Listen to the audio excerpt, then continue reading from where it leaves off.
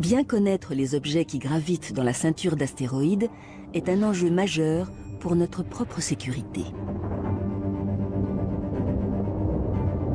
Régulièrement, des fragments nous atteignent, plus de 100 000 tonnes chaque année. Ce sont des météorites, des objets pour la plupart de petite taille. Mais il arrive que de plus gros passent entre les mailles du filet.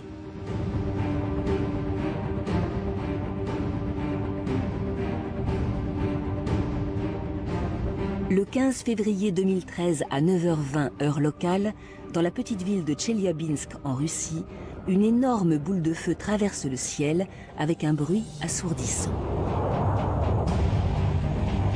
Des vidéos amateurs capturent cette scène pour le moins inhabituelle. Une météorite d'une vingtaine de mètres commence à se désintégrer au contact de l'air, sous l'œil effaré des habitants.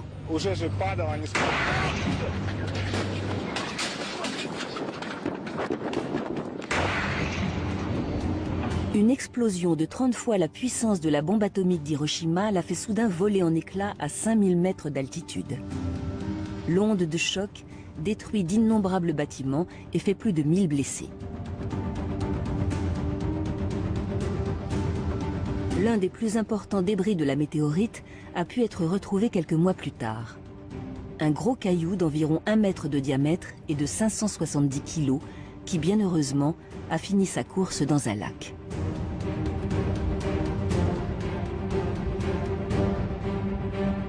Mais selon les spécialistes, un objet assez large pour détruire une ville entière frappe la Terre en moyenne tous les 100 ans.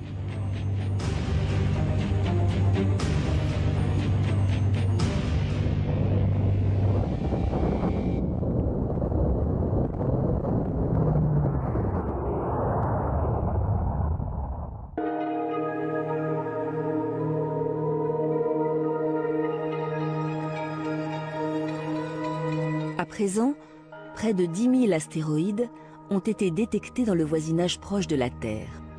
On les appelle les géocroiseurs. Ils s'approchent dangereusement de notre planète et croiseront notre chemin un jour ou l'autre. 1 millier d'entre eux feraient plus d'1 kilomètre de diamètre, de quoi détruire une région entière ou ravager un pays.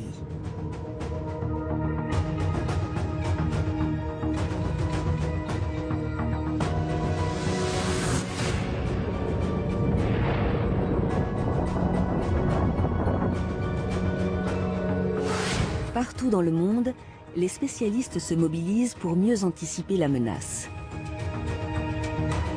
Quelques mois après la catastrophe russe, l'Agence spatiale européenne a ainsi inauguré un centre entièrement dédié à la surveillance des astéroïdes dangereux, l'ESRIN.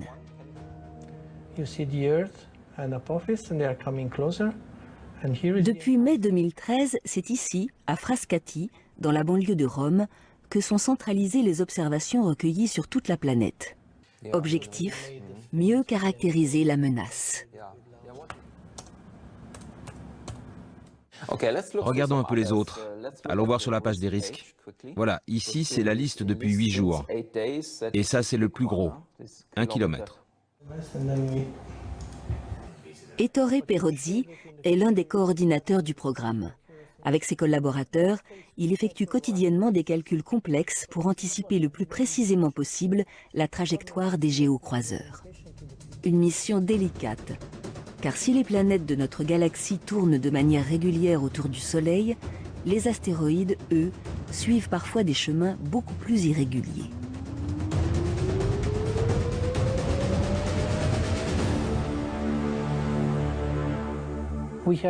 Ces astéroïdes sont en très grand nombre. Ils gravitent tous autour du Soleil, tout comme les planètes. Cela peut durer des millions d'années. La plupart d'entre eux ne quitteront jamais la ceinture d'astéroïdes. Mais il y en a certains qui peuvent adopter un comportement chaotique. Ils peuvent en quelque sorte changer subitement de dynamique, ce qui va leur donner une trajectoire très excentrée. Et plus leur trajectoire est excentrée, plus ils se rapprochent du Soleil.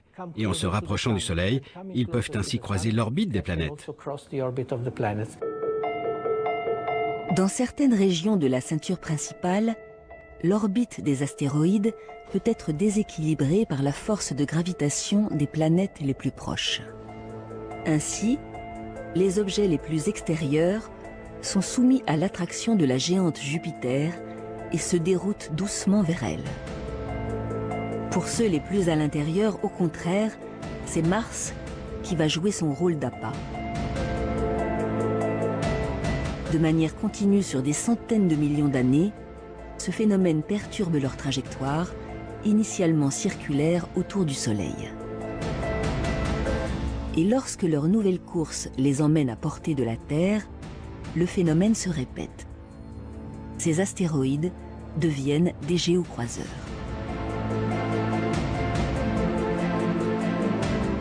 Le risque de les voir chuter est alors maximal.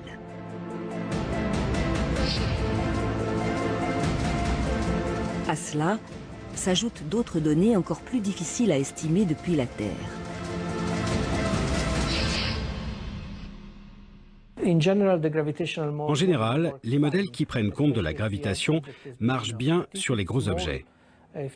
Mais pour les plus petits d'entre eux, il y a d'autres phénomènes qui entrent en jeu et qui sont liés au rayonnement que reçoit un astéroïde. Un astéroïde est un peu comme une planète. Une de ses faces est exposée au Soleil, l'autre est à l'ombre. Tout dépend de sa forme, bien sûr. Mais ça signifie qu'un côté est réchauffé et pas l'autre. Pendant sa rotation autour du Soleil, cela engendre une légère pression du côté qui est chauffé. Et dans sa longue course, si l'objet n'est pas très gros, ça peut changer sa trajectoire. Mais c'est très difficile à mesurer. De leur distance au Soleil et aux autres planètes, en passant par leur vitesse de déplacement, d'innombrables données sont entrées dans les logiciels informatiques pour tenter de mesurer le risque le plus précis possible sur les 100 ans à venir. Il y a quelques années, un astéroïde a fait la une des journaux du monde entier. Son nom, Apophis, un bloc de plus de 300 mètres de diamètre qui navigue dans l'espace à 45 000 km/h. Pour Gerhard Drolshagen, en charge du programme de surveillance, lors de sa découverte en 2004, tous les voyants étaient au rouge. Quand on l'a découvert, il y avait une très importante probabilité qu'il frappe la Terre. Ça atteignait à un moment une chance sur 40. Et le danger, c'est que si un objet de cette taille, environ 300 mètres ou plus, touchait la Terre, cela causerait une catastrophe régionale. On peut imaginer qu'un pays comme la France ou l'Allemagne soit complètement détruit. Et cela causerait des dommages dans toute l'Europe si cela venait à se produire. Alors immédiatement, tous les télescopes ont été mis à contribution pour recueillir le maximum d'informations sur son orbite, mais aussi pour mesurer sa taille précisément. Et finalement, nous avons trouvé que le risque de collision que l'on pensait pour avril 2029 n'aurait pas lieu. Mais il reviendra 7 ans plus tard. Et là encore, il y a toujours un risque qu'il impacte la Terre.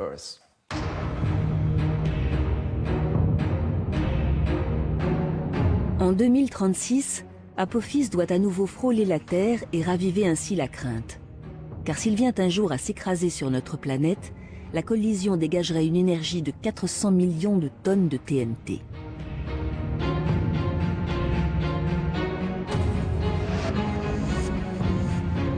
Mais heureusement, pour l'heure, le risque d'impact a été revu à la baisse. Il serait désormais d'1 sur 1 million.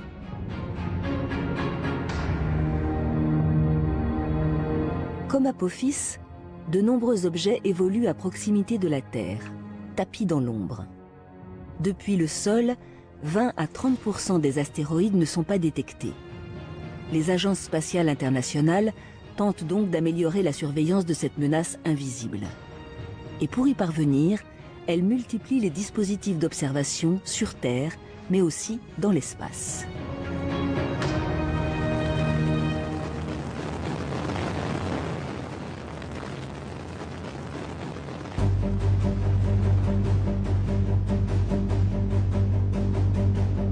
En Europe, le satellite Gaia et avant lui, Hayabusa, la sonde japonaise.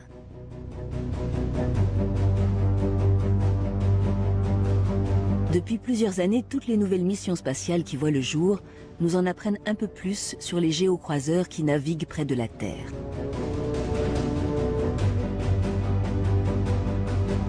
En 2009, à la NASA, les scientifiques du Jet Propulsion Laboratory lancent la mission WISE.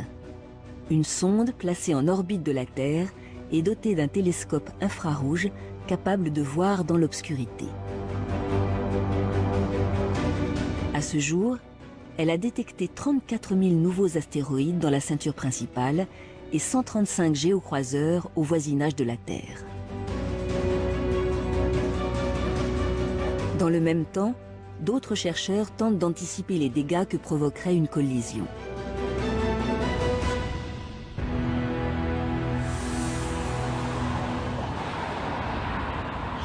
À San José, en Californie, une équipe de la NASA se prépare au pire scénario d'impact.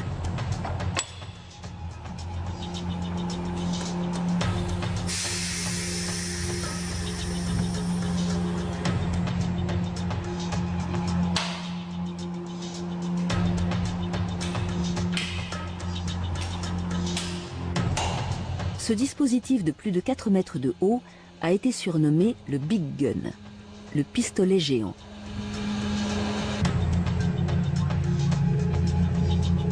Pour tester les conséquences des chutes de météorites, l'engin propulse à très haute vitesse de petits projectiles de quelques millimètres de diamètre.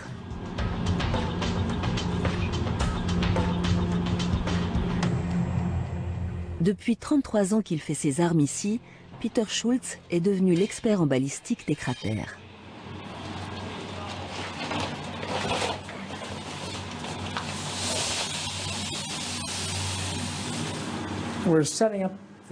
Là, on prépare la cible qui est faite de sable. Ça nous permet de reproduire ce qu'il se passe quand on provoque un impact à très grande vitesse. Normalement, ça pulvérise tout. On peut faire ça à petite échelle, mais ça nous aide à comprendre le phénomène à plus grande échelle. Pour ce premier tir dans le sable, le chercheur veut mesurer la puissance de l'onde de choc qui ravagerait la surface de la Terre si un objet venait s'écraser à grande vitesse.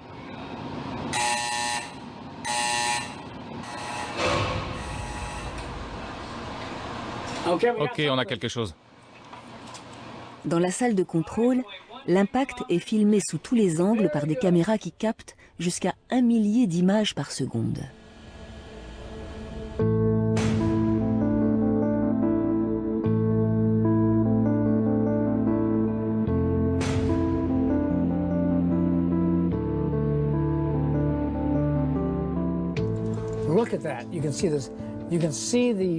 Regardez ça. Vous voyez toute cette matière qui s'échappe, tout ça c'est brûlant. Et ici, la matière a été projetée comme ça, vers l'avant. Ça a été tellement chauffé que des grains de sable sont entrés en fusion.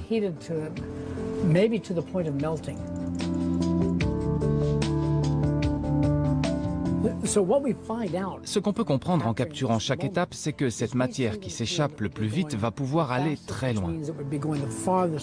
Donc même pour un impact avec un angle de 45 degrés, il faut s'attendre à beaucoup de matière qui s'échappe et qui touchera de larges territoires à la surface de la Terre.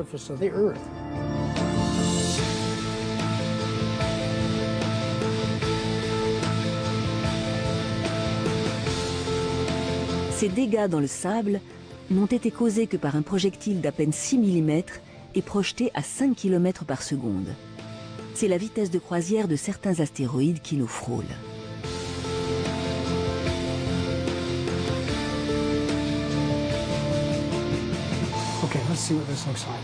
Mais selon la nature du sol, l'impact peut avoir des conséquences très différentes.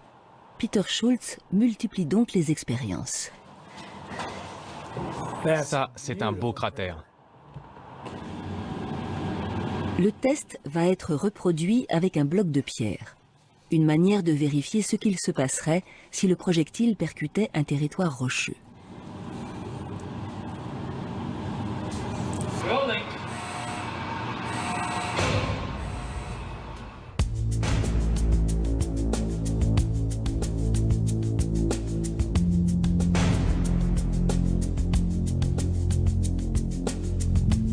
Le choc est si puissant que de gros débris sont expulsés à une vitesse de 54 000 km/h.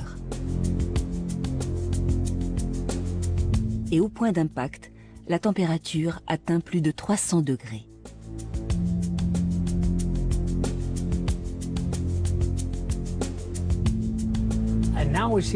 Comme vous pouvez voir, le choc a transpercé la pierre et fait bouger du sable aux alentours. Ça a créé de sacrés remous, mais le cratère n'est pas si gros. Dans le sable, il était de cette taille. Donc sur une planète, si la surface touchée est de la roche, l'impact sera plus petit que si c'était dans le sable.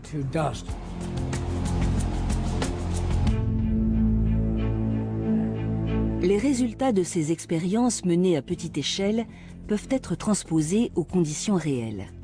Ainsi, en fonction de la taille d'une météorite, mais aussi de l'endroit où elle tomberait, des mesures préventives pourraient être prises, comme évacuer les populations aux alentours du point d'impact.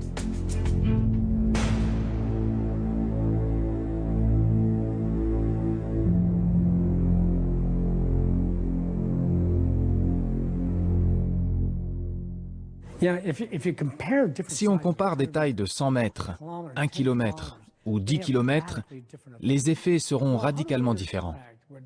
Un objet de 100 mètres va causer un cratère. Il y aura énormément de débris qui vont gagner l'atmosphère. Les plus gros d'entre eux retomberont, mais toute cette matière va créer d'énormes nuages qui occulteront le soleil temporairement dans certaines régions. Mais les choses s'arrangeront. Il y aura de gros dégâts, mais localement. Un impacteur de 1 km, un objet aussi gros, là, on parle de sérieux problèmes. Rien qu'en entrant dans l'atmosphère, il y aura de gros effets. Et puis, imaginez le cratère. 15 à 20 km minimum. Des gros débris seront envoyés jusqu'à des milliers de kilomètres de l'impact. Et si ça tombe dans l'océan, là il faut s'attendre à un tsunami de grande ampleur. Mais ce n'est pas pire qu'un astéroïde de 10 km. Un objet de 10 km, là on a affaire à un vrai tueur. Ça sera une catastrophe globale majeure. Des comme ça peuvent frapper tous les 100 millions d'années.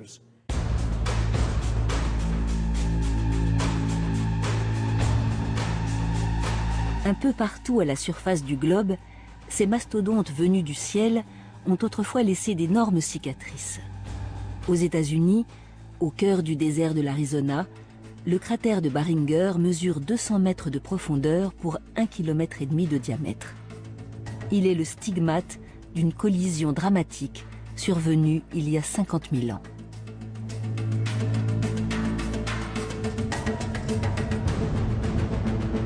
Non loin de là, le cratère du Yucatan est enfoui sous les sédiments et les eaux dans le golfe du Mexique.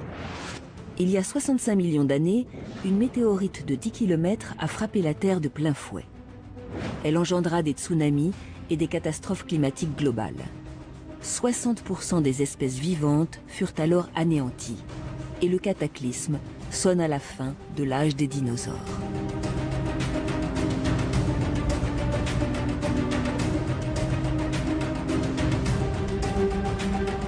De tout temps, ces collisions ont aussi modifié l'ensemble de notre système solaire. Il n'y a qu'à lever les yeux vers le ciel pour visualiser le résultat d'un choc monumental avec la Terre qui, il y a 4,5 milliards d'années, donna naissance à la Lune.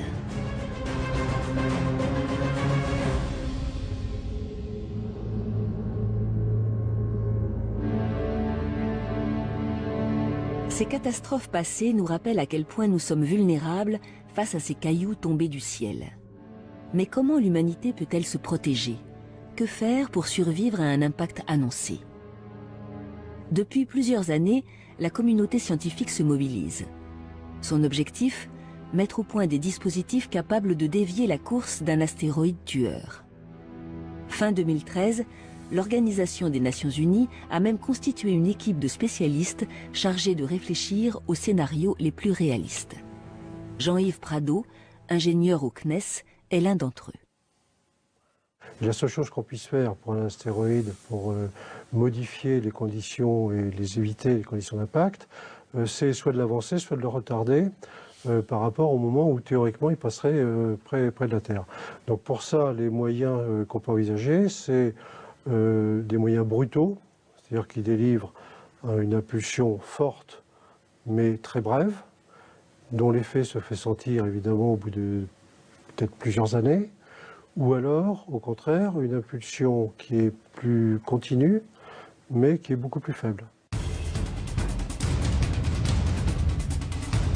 Des dispositifs dignes des meilleurs romans de science-fiction sont à l'étude. Certains imaginent une sonde capable de dévier un astéroïde par gravité. Ou encore, l'utilisation d'un laser ultra puissant permettant de pulvériser un bloc rocheux en débris inoffensifs. D'autres envisagent quant à eux de modifier la course d'un objet céleste grâce à de gigantesques panneaux occultant la lumière du Soleil.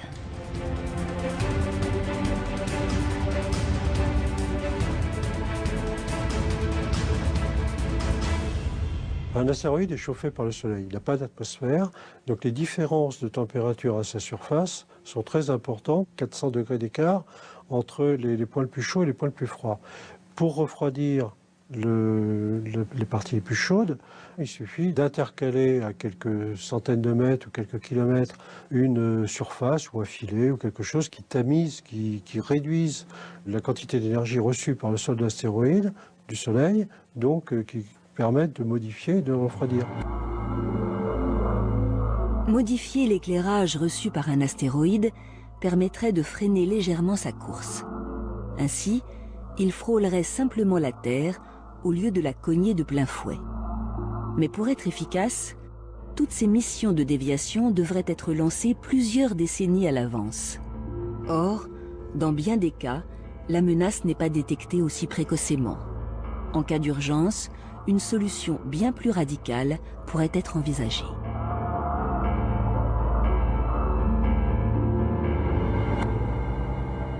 La seule méthode, très violente, pour laquelle on peut penser qu'elle est la solution à tous les problèmes d'impact, c'est de faire exploser à proximité de l'astéroïde une bombe nucléaire, ou plusieurs, si compte tenu de la taille de l'astéroïde. Évidemment, ça pose des problèmes éthiques et juridiques, puisque l'envoi dans l'espace d'éléments nucléaires est interdit par tous les traités internationaux des Nations Unies. Pour l'heure, l'usage d'une telle bombe atomique n'est pas l'option retenue, tant les risques d'une telle mission seraient importants. Mais un autre dispositif plus prometteur est aujourd'hui sérieusement étudié. Il s'agit de ce que l'on appelle un impacteur cinétique. Son principe, percuter un astéroïde à plus de 30 000 km/h.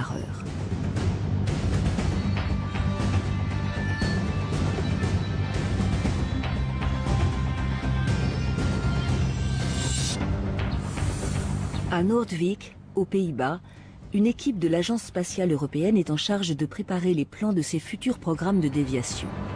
Ici, un premier test grandeur nature pourrait voir le jour d'ici quelques années. Aujourd'hui, des experts venus de toute l'Europe sont réunis pour définir tous les aspects de la future mission. Structure du vaisseau, autonomie énergétique ou encore instruments embarqués. Chaque détail du projet est passé en revue. Ok, faisons un point précis sur la configuration. On peut avoir ce type de proportion, quelque chose comme ça. Une chose que nous devons planifier, c'est d'avoir un bon angle de vue quand l'impacteur sera lancé. Comme ça, même s'il y a une petite incertitude ou une variation de trajectoire au moment de la frappe, on sera toujours sûr de pouvoir envoyer la charge dessus. Peu importe ce qu'il se passe, c'est primordial d'être placé là. Cette sonde modélisée pourrait entrer en fabrication très prochainement. Elle serait la première à partir en éclaireur à la rencontre de l'astéroïde à dévier. Andrés Galvez, le coordinateur du programme européen, vient s'assurer que tout est en bonne marche. La distance d'observation pour toute la mission est de combien? De 35 km. Cette mission est menée en collaboration avec la NASA. elle impliquera 2 vaisseaux spatiaux. Un impacteur de 300 kg nommé DART, qui ira percuter l'astéroïde, et une sonde baptisée AIM. Cette dernière sera chargée de mesurer l'efficacité de la déviation, qui sera alors imperceptible depuis la Terre. Les 2 vaisseaux se rencontreront. Ils ont rendez-vous en octobre 2022. C'est à cette date que DART va frapper, pendant que le vaisseau AIM assistera à l'événement et pourra alors mesurer les conséquences de cet impact. La cible s'appelle Didymos. Il s'agit non pas d'un, mais de 2 astéroïdes, l'un gravitant autour de l'autre, tout comme le fait la Lune autour de la Terre. Le premier astéroïde, le plus gros, fait environ 800 mètres. Il sera facile à repérer pour les caméras du vaisseau spatial. Et puis il y a le plus petit, il fait 150 mètres. Il a une taille suffisante. Il est assez gros pour qu'on puisse ajuster le tir et le frapper, mais aussi suffisamment petit pour envisager de changer sa trajectoire de façon notable. Le plus gros objet servira donc de point de repère pour mesurer la déviation.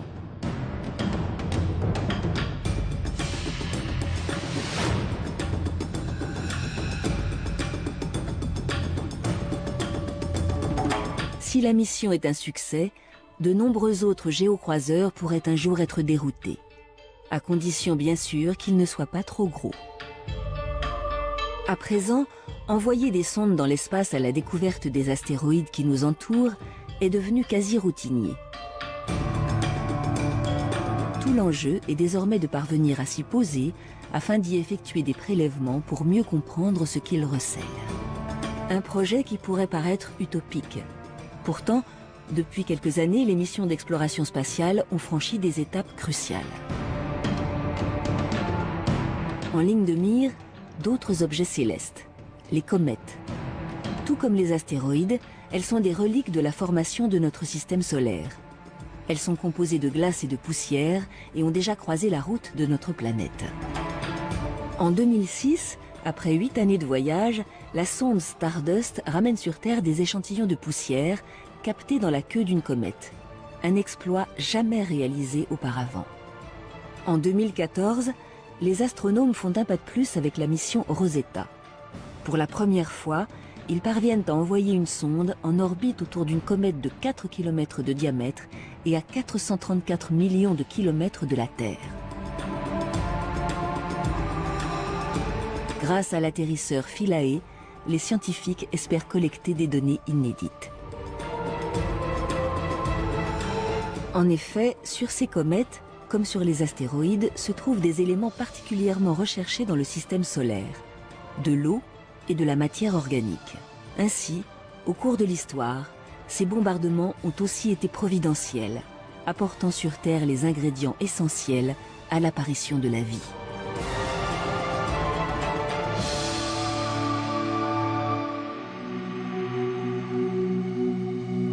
Connaître la composition de ces objets pourrait permettre de comprendre l'évolution de notre planète, de l'apparition des océans à celle des premières bactéries.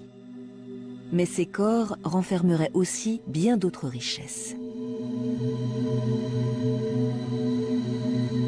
Pour les étudier, les scientifiques disposent d'échantillons à portée de main, des météorites ramassés aux 4 coins du monde.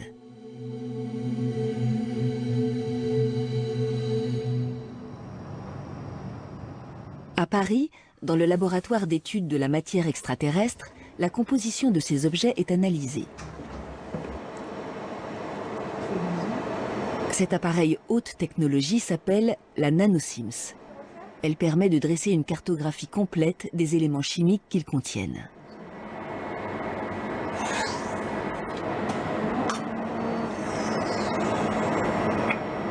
Ok.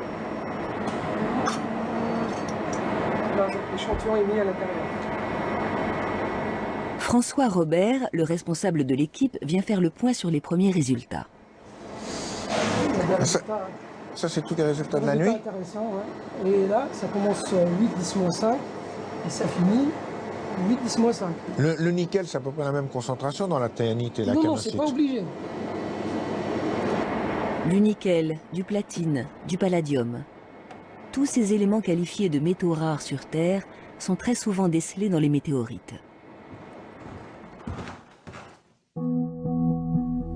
Et les concentrations de ces éléments s'avèrent bien plus importantes que dans les roches terrestres.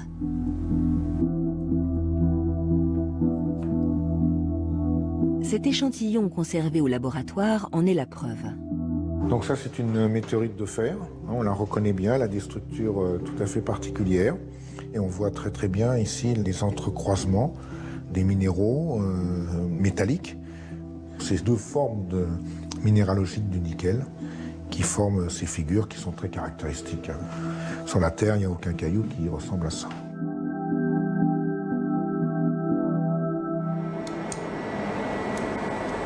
En effet, il y a 4,6 milliards d'années, lors de la formation de la Terre, ces métaux ont migré vers le noyau de la planète.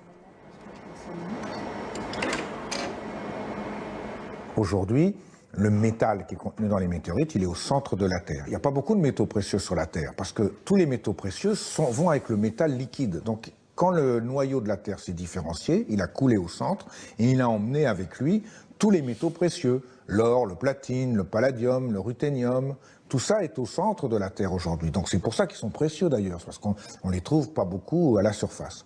Dans les météorites, ils sont présents en abondance qu'on appelle l'abondance solaire, c'est-à-dire une abondance 100 à 1000 fois quand même l'abondance des roches terrestres habituelles. Tous ces éléments sont présents dans nos objets quotidiens, les batteries, les smartphones ou encore les ordinateurs. Mais à la surface de la Terre, les faibles ressources minières s'épuisent inexorablement. Une solution serait donc de pouvoir les exploiter directement dans les astéroïdes. Certains d'entre eux pourraient être des blocs de métaux purs, avec à leur surface des concentrations d'or et d'argent et de bien d'autres éléments rares dépassant largement les ressources terrestres. Aux États-Unis, plusieurs jeunes start-up se sont lancés dans ce bon filon. La société Planetary Resources compte parmi ses investisseurs le cofondateur de Google ou le cinéaste James Cameron. Elle lançait en 2012 son premier clip promotionnel vantant un projet fou. Planetary Resources veut rendre accessibles ces ressources naturelles en faisant de l'extraction minière sur les astéroïdes proches de la Terre. Installer des mines sur un astéroïde pour en exploiter le métal et le commercialiser sur Terre, cette entreprise n'est pas la seule à y penser. Elle compte une principale concurrente, Deep Space Industries.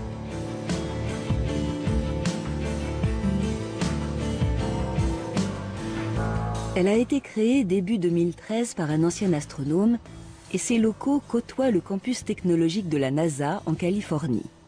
Une dizaine d'ingénieurs travaillent sur ces projets faramineux, parmi eux Daniel Faber, responsable du développement des futures missions.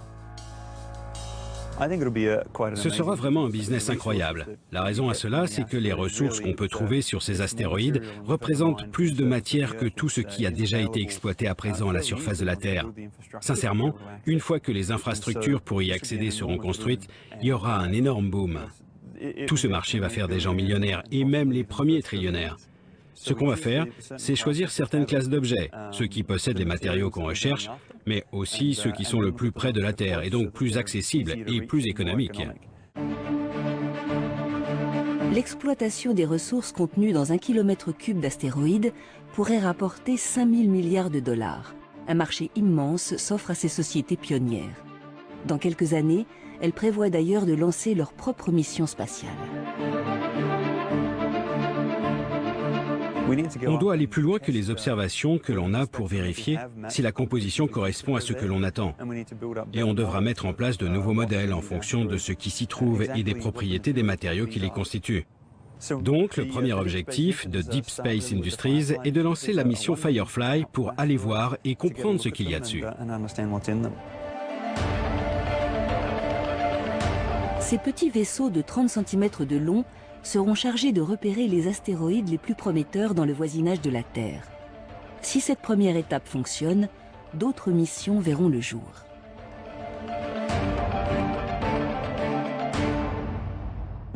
Ensuite, on lancera la mission Dragonfly. Cette fois, il s'agira d'aller prélever des échantillons et d'être capable de ramener des morceaux entiers sur Terre. Par la suite, on travaillera avec des morceaux de plus en plus gros. Au-delà de ça, on pourra passer à la phase d'extraction et en ramener des milliers de tonnes. Mais pour que ces astéroïdes deviennent le nouvel Eldorado tant attendu, il faudra parvenir à dépasser un obstacle de taille, le coût exorbitant des missions. Il se chiffre en milliards de dollars. À l'avenir, tout l'enjeu est de minimiser les dépenses liées au décollage depuis la Terre.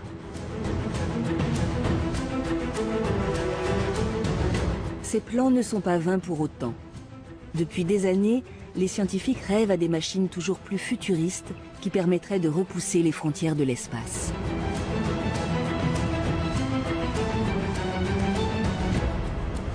Pour Christophe Bonal, expert au CNES, s'affranchir de la gravité est un enjeu fondamental pour les futures missions spatiales. Pour cela, l'un des projets phares serait de construire un ascenseur géant. Une cabine au départ de la surface du globe, suspendue à un câble flottant dans l'espace.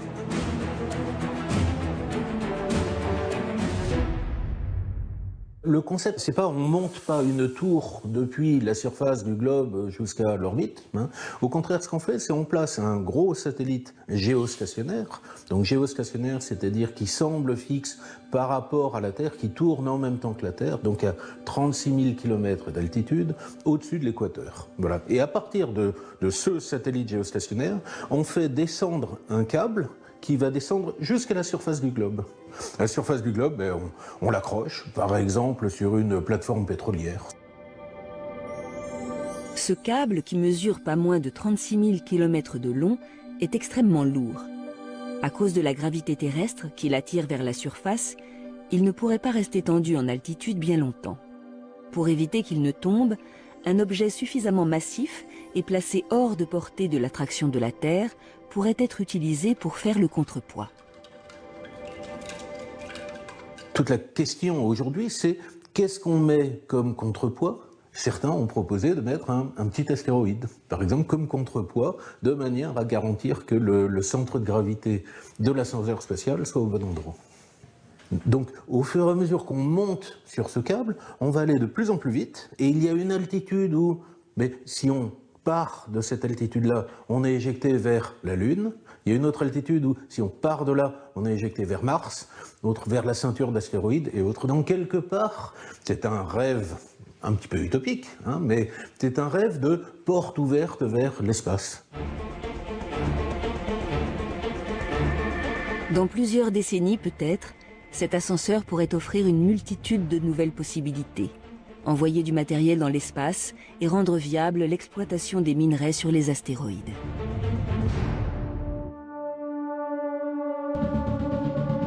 Une autre étape fondamentale de la conquête spatiale serait de transporter des hommes jusqu'à ces corps lointains.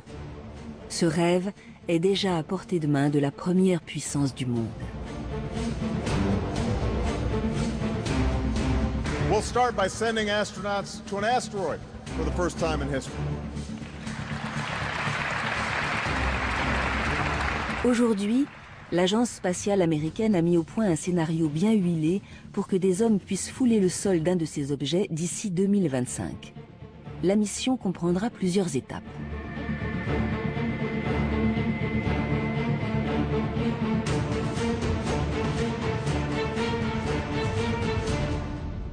L'idée serait de capturer un petit astéroïde, on parle de 7 ou 8 mètres de diamètre, l'enfermer dans une espèce de filet, faire toute une trajectoire extrêmement complexe pour l'emmener à proximité vers chez nous, typiquement autour de la Lune. Là, il pourra y avoir une mission, un vol habité, avec des hommes qui iraient explorer, qui iraient étudier l'astéroïde in situ. Un vaisseau qui prendrait dans son filet un astéroïde pour le tracter jusqu'à un point donné. Un tel projet semble tout à fait réalisable pour ce spécialiste. La mission en elle-même est extrêmement ambitieuse parce qu'extrêmement complexe, mais ne s'appuie que sur des technologies dont on dispose déjà aujourd'hui.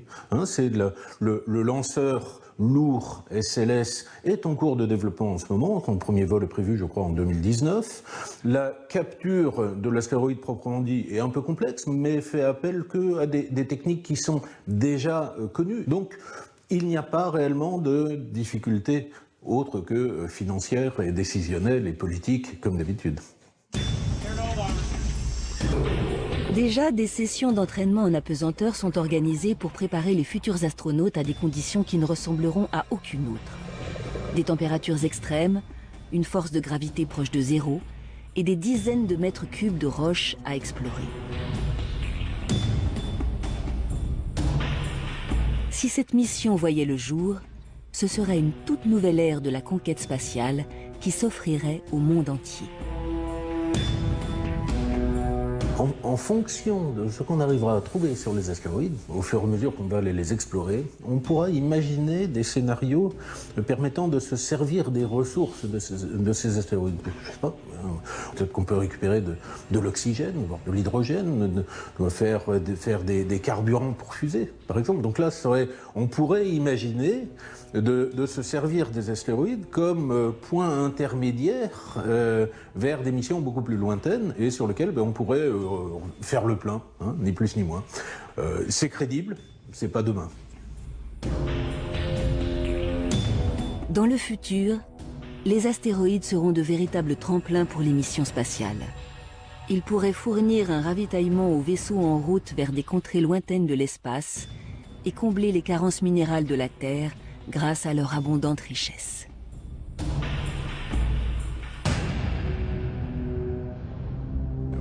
Avec tout ce qu'on peut trouver sur ces roches, du carburant, du métal et de l'oxygène, on pourrait changer l'économie et faire du business dans l'espace. Mais au-delà des promesses, ces objets suscitent encore des sentiments contradictoires. Une partie de la communauté scientifique continue de les considérer comme une menace mortelle. Vous pouvez avoir des objets plutôt petits, de 50 à 100 mètres tout au plus, qui peuvent avoir des effets catastrophiques s'ils tombent sur une ville.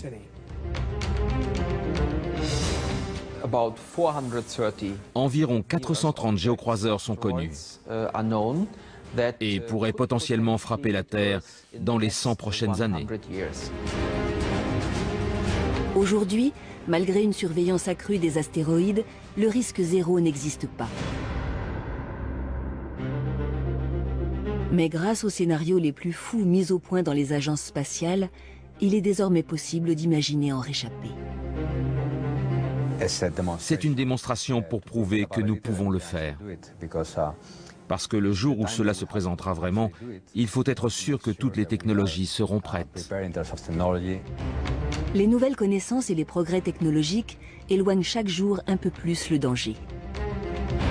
Mais qu'il s'agisse de dérouter des astéroïdes ou de les exploiter, la finalité de toutes les futures missions soulève aussi de nombreuses questions.